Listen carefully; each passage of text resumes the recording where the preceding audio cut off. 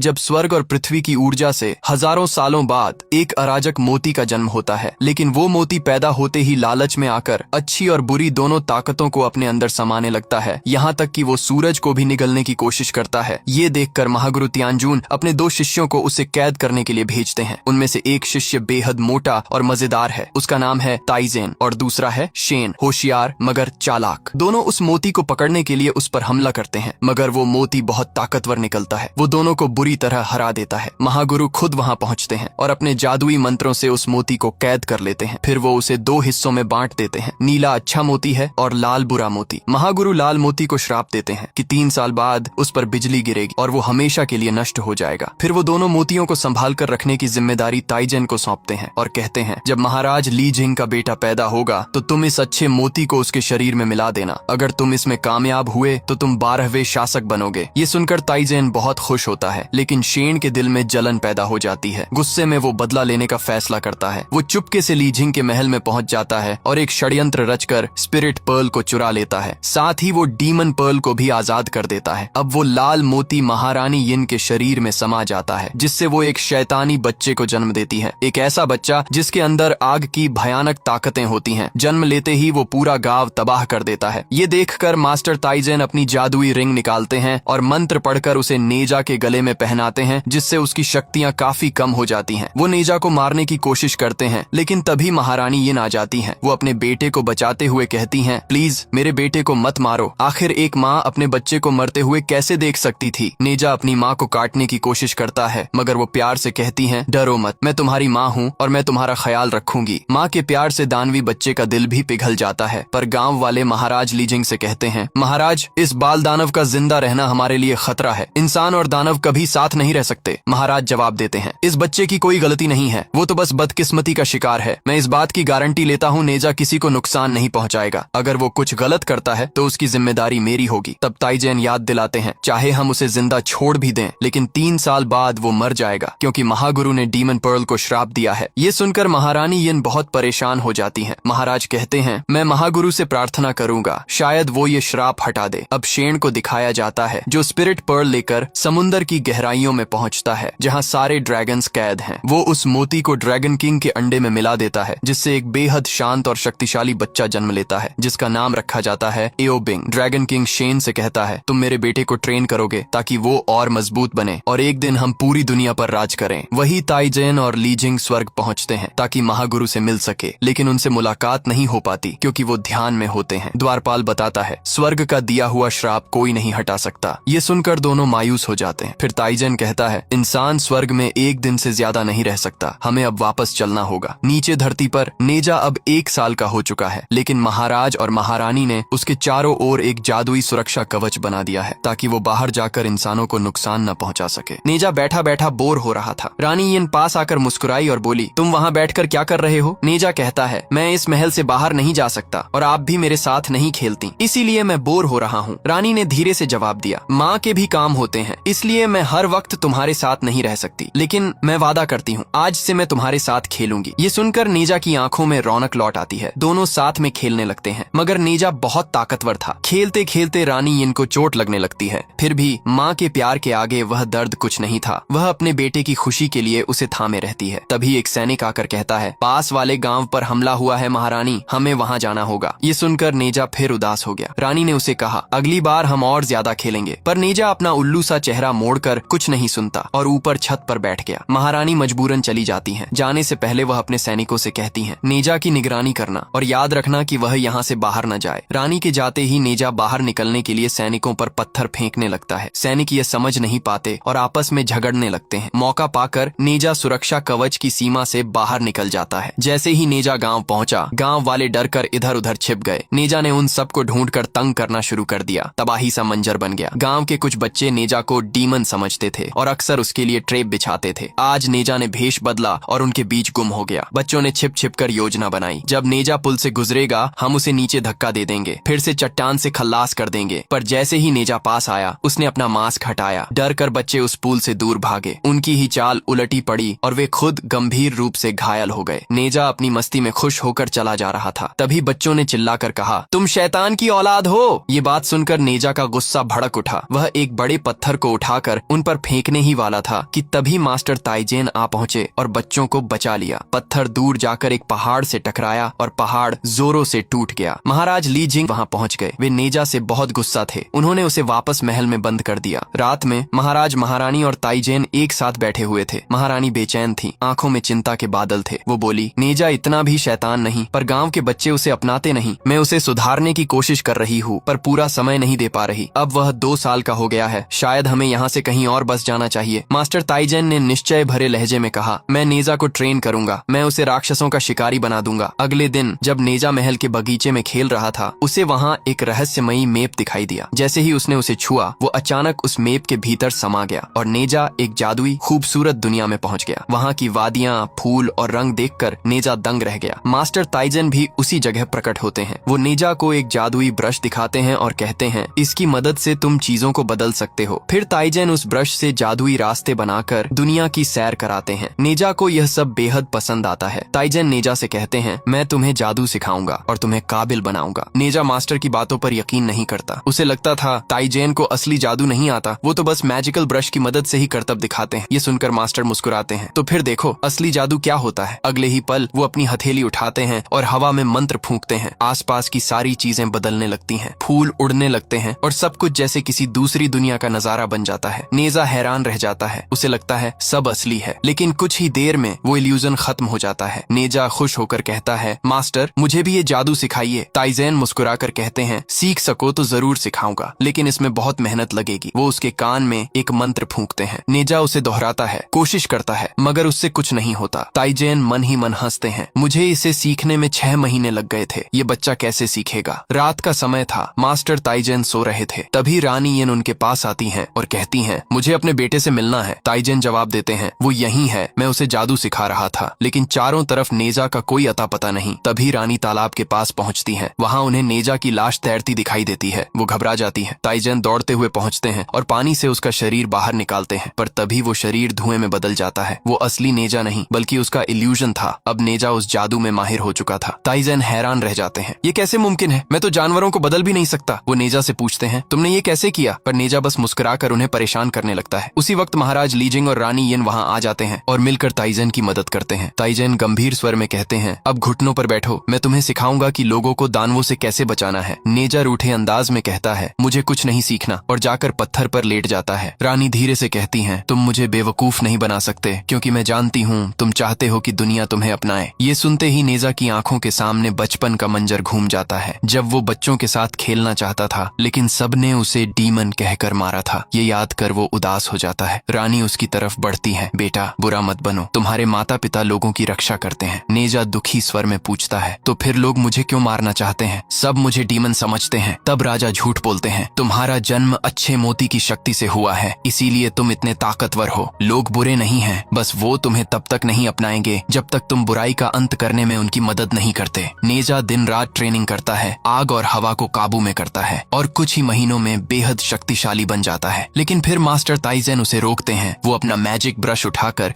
एक इल्यूजन दिखाते हैं, जिसमें नेजा देखता है कि उसने राक्षसों को तो मारा, मगर साथ में कई मासूम इंसान भी मारे गए। नेजा कहता है, ये असली नहीं है। राजा कहते हैं, भले ही ये असली नहीं, मगर इससे साबित होता है कि तुम्हारे पास असीम शक्ति है, पर तुम उसका सही इस्तेमाल नहीं कर रहे। वो ताइजेन से कहते हैं, इससे जादुई बाला वापस ले लो। नेजा बिना कुछ कहे वो बाला मास्टर की जेब में रख देता है, मगर चालाकी से उनका मैजिकल ब्रश निकाल लेता है और वहाँ से उड़कर निकल जाता है। उधर समुद्र के किनारे एक राक्षस पानी से बाहर निकलता है। वो एक घर की तरफ बढ़ता है और एक छोटे से कुत्ते को पकड़ लेता है। उसी वक्त नेजा वहाँ आ पहुँचता है। कुत्ते को छोड़ दो, मगर राक्षस पानी का रूप लेकर भागने लगता है। नेजा उसका पीछा करता है, आग से हमला करता है और गांव में तबाही मच जाती है। भागते भागते वो राक्षस एक छोटी लड़की को पकड़कर पानी में घसीट ले जाता है। वो कहता है, समुद्र में मुझे कोई नहीं पकड़ सकता। पर तभी आसमान से बर्फ की लहर उतरती है और सारा पानी बर्फ में तब्दील हो जाता है। वहाँ खड़ा था एओबिंग।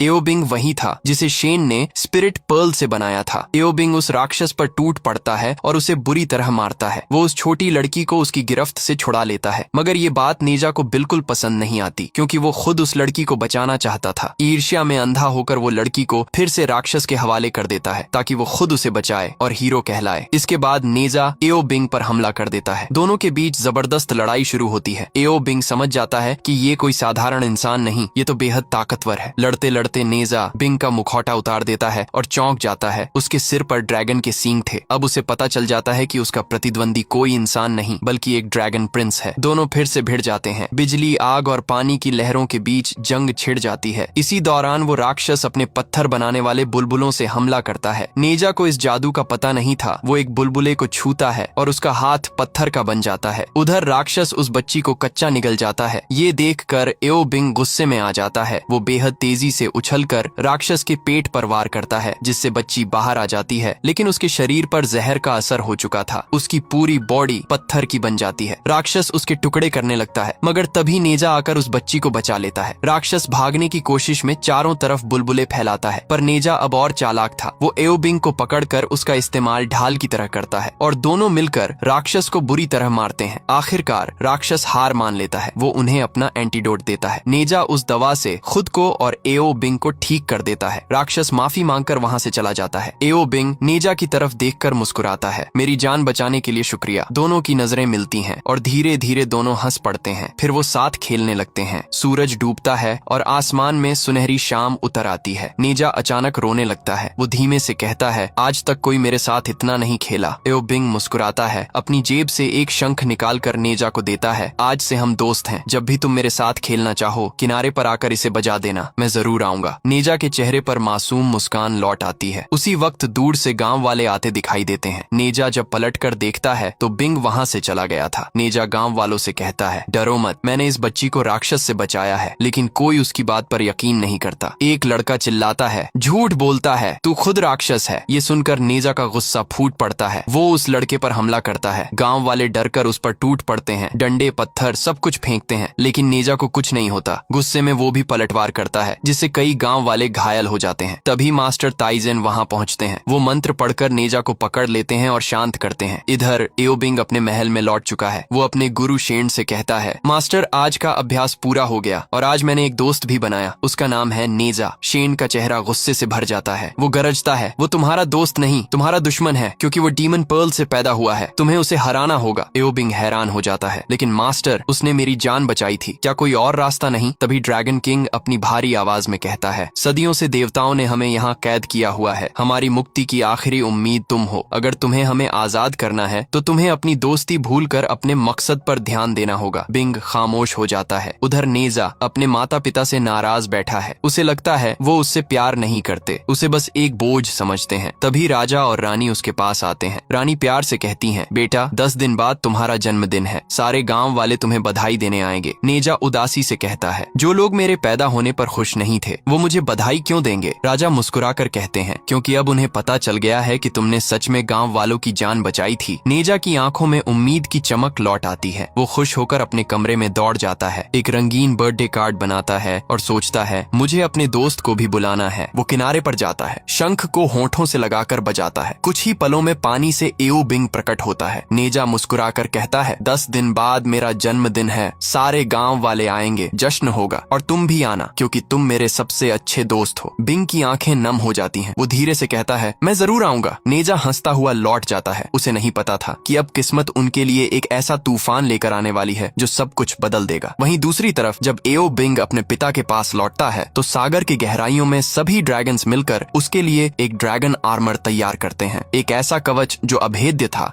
जिसे कोई भी शक्ति भेद नहीं सकती थी। उसी वक्त हेवनली पैलेस में नेजा के जन्मदिन की तैयारियां जोरों शोरों से चल रही होती हैं। राजा के आदेश पर पूरा गांव वहां मौजूद था। हर तरफ सजावट, रोशनी और खुशियों का माहौल था। नेजा भी बेहद खुश था। वो पहली बार महसूस कर रहा था कि शायद अब लोग उसे अपना लेंगे। लेकिन तभी वहां शेन आ जाता है। नेजा उसे देखते ही गुस्से में भर जाता है और हमला करने लगता है, मगर शेन शांत स्वर में कहता है, रुको नेजा, मैं तुम्हारे गुरु का भाई हूँ। फिर वो धीरे धीरे नेजा के कानों में जहर घोलने लगता है। तुम्हारे माता पिता ने तुमसे सब झूठ कहा है। तुम्हारा जन्म किसी स्प्रिट पर्ल से नहीं बल्कि एक डीमन पर्ल से हुआ है। नेजा सन्न रह जाता है। उसके भीतर गुस्से की आग भड़क उठती है और यही शेन की चाल थी। वो चाहता था कि नेजा गुस्से में लोगों पर हमला करे ताकि एओ बिंग वहां आकर उन्हें बचाए और सबकी नजरों में हीरो बन जाए और उसे स्वर्ग में जगह मिले। थोड़ी देर बाद नेजा बाहर आता है। मास्टर ताइजेन उसे उपहार में अपना फायर वेपन और पिग देते हैं। जैसे ही नेजा उसे छूता है वो घूमते हुए फायर व्हील्स में बदल जाता है, जिससे वो हवा में उड़ सकता था, आग पर सवार होकर आसमान चीर सकता था। राजा भी आगे बढ़ते हैं और नेजा को एक ताबीज देते हैं, लेकिन नेजा अब बहुत गुस्से में था। वो कहता है, मुझे सब पता चल गया है। मेरा जन्म किसी लाइफ पर्ल से नहीं बल्कि डीमन पर्ल से हुआ है। तुम सबने मुझे गुमराह किया ताकि मैं इंसानों की रक्षा करता रहूं और 3 साल बाद मर जाऊं ताकि मेरे क्रोध से तुम सब बच सको। गुस्से में अंधा होकर नेजा वो मंत्र बोल देता है जो शेन ने उसे सिखाया था। उसके गले में बंधा जादुई कड़ा खुल जाता है और अगले ही पल उसका रूप बदल जाता है। वो एक भयानक आग से लिपटा हुआ योद्धा बन जाता है जिसकी शक्ति अनंत थी। अब नेजा अपनी ही जनता पर टूट पड़ता है। राजा, रानी और ताइजेन सब उसे रोकने की कोशिश करते हैं। ताइजेन चिल्लाते हैं, सिर्फ वो कड़ा ही उसे शांत कर सकता है। किसी ने उसकी आत्मा पर कब्जा कर लिया है। सभी लोग उस कड़े को ढूंढने लगते हैं मगर वो शेन के पास था। उधर शेन एओ बिंग को बुलाता है। वो कहता है, जब नेजा अपने ही माता पिता पर वार करेगा तब तुम वहां पहुंचकर लोगों की जान बचाना। लोग तुम्हें रक्षक मानेंगे और देवता तुम्हें स्वर्ग में स्थान देंगे। बिंग गुस्से में कहता है, नेजा ने मेरी जान बचाई थी। अगर मैं उसे नहीं बचा सकता तो कम से कम उसके माता पिता को बचाने दो। शेन कुछ पल के लिए चुप रहता है, फिर वो उसे वो कड़ा दे देता है लेकिन चेतावनी देता है, अगर इंसानों को पता चल गया कि तुम एक ड्रैगन हो तो वो तुम्हें भी राक्षस समझेंगे। बिंग कुछ नहीं कहता, बस नजरें झुकाकर वहां से चला जाता है। उधर नेजा अपने पिता पर वार करने ही वाला होता है। तभी ये बिंग नकाब पहनकर वहां पहुंचता है और राजा को बचा लेता है। दोनों के बीच एक बार फिर भीषण युद्ध छिड़ जाता है। आग और बर्फ आमने सामने टकराते हैं। नेजा की आग आसमान तक भभकती है और बिंग की ठंड हवा को जमा देती है। लड़ते लड़ते बिंग किसी तरह नेजा को पकड़ लेता है और पूरे जोर से वो कड़ा उसके गले में डाल देता है। जैसे ही कड़ा बंद होता है नेजा का रूप बदलने लगता है। वो वापस अपने छोटे रूप में लौट आता है लेकिन उसके दिल का गुस्सा अभी भी नहीं गया था। वो सबकी तरफ देखता है, आंखों में आंसू और आग दोनों थे और फिर वहां से उड़कर चला जाता है। राजा थके हुए स्वर में एओ बिंग से जान बचाने के लिए थैंक्स कहते हैं मगर तभी उनकी नजर बिंग के माथे पर पड़ती है। वहां लाइफ पर्ल का निशान था। राजा को शक हो जाता है। वो उसका नकाब उतार देते हैं और सब हैरान रह जाते हैं। गांव वाले चिल्ला उठते हैं, ये भी तो एक राक्षस है। ताइजेन गुस्से में कहते हैं, महागुरु तुम्हें सजा देंगे क्योंकि तुम्हारे पिता ने ही लाइफ पर्ल चुराया था। उसी वक्त शेन भी वहां आ जाता है। वो कहता है, बिंग तुम सबको बचाना चाहता था लेकिन अब कोई नहीं बचेगा क्योंकि सबको हमारी सच्चाई पता चल चुकी है। सब हैरान रह जाते हैं। शेन अब खुलासा करता है, हाँ लाइफ पर्ल मैंने ही चुराया था। ताइजेन चिल्लाते हैं, महागुरु तुम्हें कभी माफ नहीं करेंगे। शेन हंस पड़ता है, तुम सब अब मरने वाले हो तो मेरी शिकायत कौन करेगा। फिर वो बिंग की ओर मुड़कर कहता है, देखो बिंग, इंसान कभी किसी राक्षस को नहीं अपनाते। अब सब कुछ तुम्हारे हाथ में है। क्या तुम अपने गुरु और पिता का बदला लोगे या नहीं। बिंग की आंखों में आंसू हैं लेकिन उसका चेहरा अब सख्त हो चुका है। वो आसमान की ओर देखता है, हाथ उठाता है और अपनी शक्तियों से पूरे गांव के ऊपर समुद्र का पानी इकट्ठा कर देता है। एक पल में वो पानी जमकर बर्फ बन जाता है, एक विशाल हिमखंड जो नीचे गिरकर सब कुछ मिटा देने वाला था। वहीं दूसरी तरफ हमें नेजा को दिखाया जाता है जो गुस्से से भरा हुआ है। उसे लगता है कि दुनिया में कोई उससे मोहब्बत नहीं करता। तभी ताइजेन का दिया हुआ पिग अपने असली रूप में आ जाता है। वो अपने जादू से नेजा को सच्चाई दिखाता है। वो कहता है, तेरे माता पिता तुझसे बेहिसाब मोहब्बत करते हैं। जब तेरे पिता को तेरे श्राप को मिटाने का कोई रास्ता नहीं मिला तो स्वर्ग के एक पहरेदार ने उन्हें बताया था कि यह श्राप मिटाया तो नहीं जा सकता मगर किसी और इंसान पर ट्रांसफर किया जा सकता है। फिर वो दिखाता है कि उस पहरेदार ने उन्हें 2 मंत्रों वाला एक कागज दिया था। तेरे पिता ने वो श्राप अपने ऊपर ले लिया। ये सुनकर नेजा की आंखों में आंसू भर आते हैं। वो उस ताबीज को खोलता है और उसमें वही दोनों मंत्र होते हैं। अब उसे समझ आ चुका था कि उसके माता पिता ने हमेशा उससे बेशर्त प्यार किया था। उधर राजा और रानी एओ बिंग को रोकने की कोशिश करते हैं लेकिन बिंग उन्हें अपनी बर्फीली शक्तियों से जमा देता है। उसी पल आसमान से नेजा आग के पहियों पर उड़ता हुआ आता है और सीधे बिंग पर हमला करता है। वो अपने मास्टर से पूछता है, ये सब क्या हो रहा है। ताइजेन जवाब देते हैं, बिंग पूरे गांव को नष्ट कर देना चाहता है ताकि महागुरु को कभी पता न चले